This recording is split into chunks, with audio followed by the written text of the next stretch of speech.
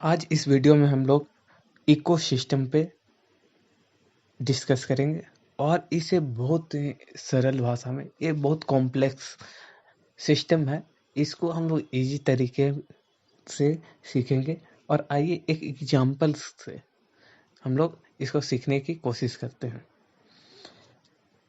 मान लीजिए एक क्लासरूम का एग्जाम्पल, एक यूनिवर्सिटी के क्लासरूम का एग्जाम्पल लेंगे और उससे हम लोग एनवायरनमेंट, इकोसिस्टम और इकोलॉजी टर्म्स को बारीकी से समझेंगे। क्लासरूम में क्या होते हैं? क्लासरूम में boys student, girls student, teacher हैं। ये सब क्या है? बायोटिक कंपोनेंट्स हैं उस इन्वायरमेंट के। Benches, lecture, desk, projector, board, air, बोतल में रखा पानी, सनलाइट जो खिड़की से क्लासरूम में आ रहा है, ये सब क्या है? अबायोटिक कंपोनेंट्स है। और ये सब मिलकर एक इन्वायरमेंट बना रहे हैं जिसे हम क्लासरूम कर रहे हैं। यानी कि ये क्लासरूम क्या है? एक इन्वायरमेंट है, समझे हैं? यानी कि जो ये अबायोटिक और बायोटिक मिलकर जो इन्वायरमेंट बनाए, उसको हम लोग यहाँ पे क्लासरूम ले रहे हैं। उसी तरह अगर आउटर नेचर में आए तो ओपन नेचर में तो trees, water bodies, animals, human, ये सब मिलकर क्या कर रहे हैं? एक इन्वायरमेंट बना रहे हैं। यानी कि हमारे आसपास जो भी मैटर्स है, जो भी सराउंडिंग्स है, वो एक इन्वायरमेंट है। अब ये इन्वायरमेंट में क्लासरूम में ही देखते हैं कि ये इकोसिस्टम कैसे बना रहा है।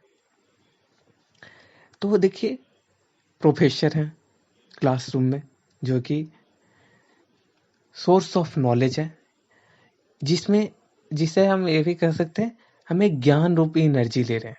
यानी कि सनलाइट है, वो सोर्स ऑफ एनर्जी है, ज्ञान रूपी प्रकाश। हम लोग को ज्ञान रूपी एनर्जी हम लोग उनसे ले रहे हैं और उस एनर्जी को हम लोग कानों से सुन रहे हैं, आंखों से देख रहे हैं, और जब हमारे ब्रेन में गया उसका एक फंक्शन हुआ। ब्रेन में फंक्शन होने के बाद वो हमारे मेमोरी में स्टोर हो गया, जिसको हम लोग यहाँ पे मानते हैं कि वो नॉलेज मास के रूप में हमारे दिमाग में स्टोर हो गया। उसी तरह प्लांट्स में क्या होता है? सोर्स ऑफ एनर्जी हमारा सनलाइट होता है।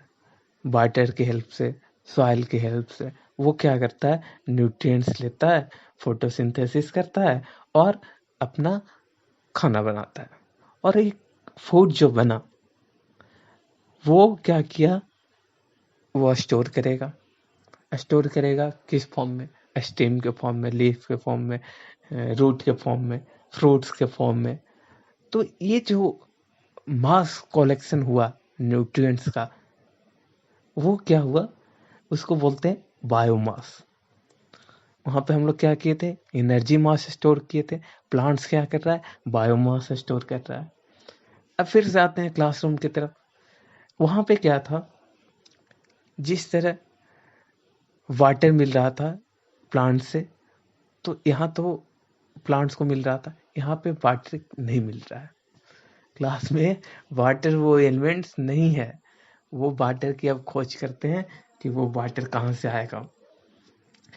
अब क्या करते हैं? अब ये जो रिलेशन है, प्लांट्स तो कंपोनेंट्स मिल गया, लेकिन क्लासरूम की ओर देखें तो वहाँ सिर्फ एक ही रिलेशन बन रहा है, वो है टीचर के बीच, प्रोफेसर और स्टूडेंट के बीच एक रिलेशनशिप बन रहा है। तो एक ही रिलेशनशिप नहीं है, हमारा जो इकोसिस्टम है सब इंटरडिपेंडेंट है। तो आइए हम लोग क्लासरूम में वो इंटरडिपेंडेंस सिद्ध करते हैं। अब देखिए, देखते ही देखते बॉयज स्टूडेंट्स या गर्ल्स स्टूडेंट अपने दाएं या बाएं साइड बैठे, बॉयज या गर्ल्स को, गर्ल्स बॉयज को, बॉयज गर्ल्स को देख रहे हैं और उनके बीच हो गया प्रेम। बात करते करते, कन्वर्सेशन होते होते अब एक और एनर्जी का फ्लो वहां आने शुरू हो गया, और जब दोनों के बीच प्रेम हो गया तो एक नया फंक्शन होगा हार्ट में, अपने मन में, ब्रेन में, और दोनों के बीच ये फंक्शंस जो पहले teacher, student, girls student, boys student, सब क्या थे, इंडिपेंडेंट थे, लेकिन अब टीचर से सॉरी स्टूडेंट्स के बीच में प्यार, दोस्ती, फ्रेंडशिप, और टीचर से ज्ञान लेने के बाद टीचर्स और स्टूडेंट्स के रिलेशन, अब वो जो इंडिपेंडेंट से सारे लोग क्लासरूम में इंटर करने से पहले, इंटर करने टाइम, अब क्या हुआ, तो सब लोग इंटरडिपेंडेंट हो गए हैं, सबके बीच में एक रिलेशन, इंटर रिलेशन बन गया है, कोई एक दूसरे के बिना जी नहीं सकता है। तो ये क्या हुआ, एक इकोसिस्टम बना। अब ये इकोसिस्टम ऐसा नहीं है जिस तरह प्लांट्स का बायोमास उस हमेशा उसके प्लांट्स में नहीं रहता है, उसको फ्रूट के रूप में, रूट्स के रूप में हम लोग कंज्यूम करते हैं, प्राइमरी कंज्यूमर उसको कंज्यूम करता है, और वो एनर्जी का फ्लो प्लांट से एनिमल्स के रूप में, एनिमल्स में जाता है। उसी तरह क्लासरूम में भी ये एनर्जी का फ्लो होगा। कैसे होगा, हम लोग को जो एनर्जी मिला, यानी कि नॉलेज मास जो हमारे स्टोर हुआ था दिमाग में, वो क्या होगा, अब एग्जाम के टाइम में हम लोग पेपर पे उसको फ्लो कर देंगे, यानी कि वो फिर से अल्टीमेटली एग्जामिनेशन डिपार्टमेंट को जाएगा, फिर उससे, तो ये क्या है, टीचर्स के पास बैक टू नेचर चला जाएगा। यानी कि उसी तरह है जिस तरह कि हमारा नेचर में, हमारे प्रकृति में एनर्जी जो स्टोर होता है, वो फिर से वो न्यूट्रिएंट्स, वो कंपोनेंट्स फिर से इन्वायरमेंट को वापस मिल जाता है। तो ये जो इंटर रिलेशंस है, इसकी को बोलते हैं इकोसिस्टम। इसके बीच में जो फंक्शंस हुए सारे एलिमेंट्स, कंपोनेंट्स के बीच में, यही है हमारा इकोसिस्टम। और इसी के स्टडी को हम लोग बोलते हैं इकोलॉजी। जब लिथोस्फेयर, एटमॉस्फेयर, हाइड्रोस्फेयर को एक का उस वो भाग जहाँ पे लाइफ सरवाइव करता है, उसे बायोस्फीयर करते हैं। तो ये चार टर्म्स, इन्वायरमेंट, इकोसिस्टम, इकोलॉजी और बायोस्फीयर, आप लोग होप सो अच्छे से समझ के होंगे। अब आइए देखते हैं, इसके डिटेल अध्ययन करते हैं कि ये ग्लोबल जो इकोसिस्टम बना, लिथोस्फेयर, एटमॉस्फेयर, हाइड्रोस्फेयर से एक बायोस्फेयर के रूप में जो इकोसिस्टम बना, उसको हम लोग सब डिवाइड कर सकते हैं on the basis of place of living, जैसे टेरेस्ट्रियल और एक्वेटिक। टेरेस्ट्रियल को भी हम लोग फिर से बांट सकते हैं, तो वो बांट सकते हैं tropical ecosystem, desert ecosystem, evergreen ecosystem, mountainous ecosystem, low mountain ecosystem, plain ecosystem, grassland ecosystem. उसी तरह एक्वेटिक को भी हम लोग डिफरेंट पार्ट में बांट सकते हैं, pound ecosystem, lake ecosystem, river ecosystem, ocean ecosystem, etcetera.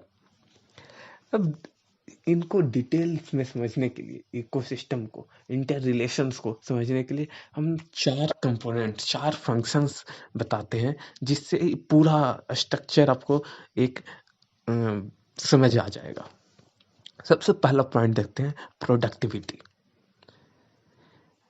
Primary production, हमारा प्लांट्स, हमारा जो यहाँ पे प्लांट्स नहीं बोलेंगे, यहाँ पे बोलेंगे हम लोग फोटोट्रॉप्स। फोटोट्रॉप्स क्या होता है, ये प्राइमरी प्रोड्यूसर, यानी ग्रीन प्लांट्स, सारे ग्रीन प्लांट्स हैं जो कि सोलर एनर्जी से फोटोसिंथेसिस के माध्यम से, प्रोसेस से वो क्या करते हैं, अपना फूड खुद ही बनाते हैं। इस तरह के प्लांट्स को, इस तरह के प्रोड्यूसर को फोटोट्रॉप्स बोलते हैं। ठीक है, तो ये जब फोटोट्रॉप्स इन अबायोटिक एलिमेंट्स से क्या कर रहा है, उसको ऑर्गेनिक कंपाउंड में बदल रहा है, इनऑर्गेनिक से ऑर्गेनिक में बदल रहा है। यानी कि उसको फ्रूट्स, स्ट्रीम, लीव्स, ये सब रूट्स बना रहा है उस इनऑर्गेनिक से न्यूट्रिएंट्स को लेकर। ठीक है, तो ये जब एक्यूमुलेट हुआ उस प्लांट में तो वो हुआ उसका बायोमास। बायोमास को अगर हम लोग कैरी करें, अगर समझे तो बायोमास क्या है। सपोज एक पेड़ का बायोमास प्रोडक्शन रोज हो रहा है, ठीक है, यानी कि वो रोज अपना कुछ न्यूट्रिएंट्स को इनऑर्गेनिक न्यूट्रिएंट्स को ऑर्गेनिक में बदल रहा है। ठीक है, तो अगर उसको हम लोग सुखा दें, ठीक है, और उसके बाद तौले, तो उस प्लांट का जो वेट आएगा वो हुआ उसका बायोमास। ठीक है, तो ये बायोमास जो है वो बना किससे, इन ऑर्गेनिक न्यूट्रिएंट्स से वो कन्वर्ट करके प्लांट बनाया। और यही टोटल एक्यूमुलेटेड अमाउंट जो हुआ, एनर्जी जो स्टोर हुआ, किसके द्वारा बनाया गया, ऑटोट्रॉपिक प्राइमरी प्रोड्यूसर के द्वारा, एक ईयर में या एक डे में, कुछ भी एक यूनिट ऑफ टाइम में, और एक यूनिट ऑफ एरिया में, यानी कि 1 स्क्वायर किलोमीटर के एरिया में एक साल में कितना प्राइमरी प्रोडक्शन होता है, वही बोला जाता है प्रोडक्टिविटी। ठीक है, प्रोडक्शन और प्रोडक्टिविटी में अंतर है। प्रोडक्टिविटी होता है rate of increase in biomass, जबकि जो प्रोडक्शन होता है इज अमाउंट ऑफ बायोमास। ठीक है, in a given unit area at a given time. ठीक है, तो ये था हमारा कि प्रोडक्शन। अब देखिए प्रोडक्शन भी दो तरह के, ठीक है, एक primary production, secondary production, sorry, एक ग्रॉस प्राइमरी प्रोडक्शन और नेट प्राइमरी प्रोडक्शन। अब इसको समझते हैं कि ग्रॉस प्राइमरी प्रोडक्शन क्या होता है, नेट प्राइमरी प्रोडक्शन क्या होता है। सपोज एक पेड़ का बायोमास प्रोडक्शन रोज हो रहा है, क्या वो टोटल बायोमास एनर्जी ट्रांसफर होगा नेक्स्ट लेवल में, यानी कि अगर हम उसको खाएंगे तो जितना वो प्रोडक्शन आज तक किया होगा वो सारे हम लोग को मिलेगा, या वो टोटल एनर्जी अवेलेबल होगा उस प्लांट में नेक्स्ट लेवल के लिए, नेक्स्ट टॉपिक्स के लिए। नहीं, क्योंकि ऐसा नहीं होता है। जैसे मान लीजिए हम लोग खाना खा रहे हैं, रोज खाना खा रहे हैं, तो क्या जो खाना खा रहे हैं वो पूरा शरीर, हमारे शरीर में वो एनर्जी वो स्टोर्ड है, वो एनर्जी हमारे अदर फंक्शंस में, ऐसा नहीं होता है कि वो पूरा बायोमास स्टोर है, हम लोग खाते खाते बहुत विशाल हो गए हैं। वो क्या होता है, वो एनर्जी हमारे डिफरेंट फंक्शन, बड़े फंक्शंस में यूटिलाइज हो जाते हैं। हम लोग वॉकिंग कर रहे हैं, रीडिंग कर रहे हैं, लेक्चर दे रहे हैं, कुछ भी कर रहे हैं, ठीक है, लड़ाई झगड़ा कर रहे हैं, रेस्पिरेटरी सिस्टम कर रहे हैं, रिप्रोडक्शन फंक्शन कर रहे हैं, तो इन सब चीज़ों में हमारा एनर्जी यूटिलाइज हो जाता है। यानी जो एनर्जी हम खाने के बाद प्राप्त हुआ, जो प्लांट्स बनाया, वो उसका ग्रॉस टोटल जो एनर्जी बनाया बिना किसी, जो अभी कंज्यूम नहीं हुआ है, वो हुआ gross production, gross gross primary production. लेकिन जब वो उसका यूटिलिटी हुआ रिस्पायरेशन प्रोसेस में एंड अदर फंक्शंस में, तो वो उसका जो बचा हुआ प्रोडक्शन है, जो बचा हुआ एनर्जी है, वो कहलाता है नेट प्राइमरी प्रोडक्शन। हम लोग जानते हैं सेकंड लॉ ऑफ थर्मोडायनेमिक्स ये कहता है कि the law of second thermodynamics states that when the work is done, energy is dissipated, and the work is done when one form of energy is transformed to another। यानी जब वो energy हम लोग जो कंज्यूम किए वो क्या हुआ, दूसरे कामों में, काम करने में हमारा दूसरे फॉर्म में चला गया, लेकिन वो क्या हुआ है, खत्म नहीं हुआ है, वो ट्रांसफर हुआ है एनर्जी।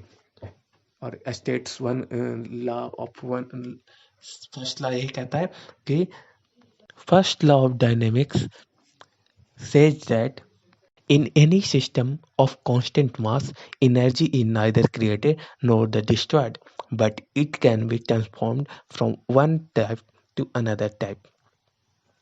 यानी जो बचा हुआ एनर्जी है, जो कि नेक्स्ट ट्रॉपिक्स के लिए अवेलेबल है, उसे कहा जाता है नेट प्राइमरी प्रोडक्शन। और इस नेट प्राइमरी या ग्रॉस प्राइमरी प्रोडक्शन को हम लोग मेजर करते हैं ड्राई ग्राम पर मीटर स्क्वायर पर डे या पर ईयर।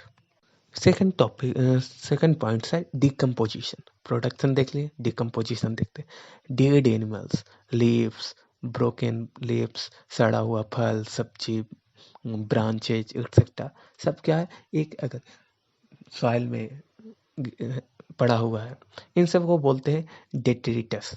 क्या बोलते हैं? डेट्रिटस। ये डेट्रिटस सॉइल में प्रेजेंट बैक्टीरिया, यानी उस बैक्टीरिया, फंगस, और इनको बोलते हैं डेट्रीवोरस। ये क्या करते हैं? डेट्रीवोरस अपना भोजन एक्सट्रैक्ट करते हैं और इसी पे अपना जीवन, यानी कि ये डायरेक्ट फूड नहीं बनाकर ये दूसरे पे डिपेंडेंट होते हैं, उन डेड एनिमल्स पे, ब्रोकन लीव्स पे, सड़ा हुआ फल, सब्जी, ब्रांचेज और भी ऑर्गेनिक मैटर्स वहाँ पे पड़े हैं। ठीक है, तो ये डेट्रिटस को क्या फुली डिकम्पोज करने का काम करते हैं। और ये एक बार में नहीं होता है, ये बहुत स्लो प्रोसेस होता है और इसमें डिफरेंट स्टेजेस होते हैं। तो स्टेजेस का बात करें तो सबसे पहला होता है फ्रेगमेंटेशन, यानी जो सेप्रोटॉप्स पहले डेट्रिटस यानी डेड मटेरियल्स को छोटे पीसेस में ब्रेक डाउन करते हैं, इसी को हम लोग बोलते हैं फ्रेगमेंटेशन। ये क्या है? एक फिजिकल प्रोसेस है। Fragmentation is a physical process जिसमें हम लोग जो सेप्रोटॉप्स है उसको बड़े डेड एनिमल्स, डेड मटेरियल्स को उसको छोटे छोटे भागों में बांटता है।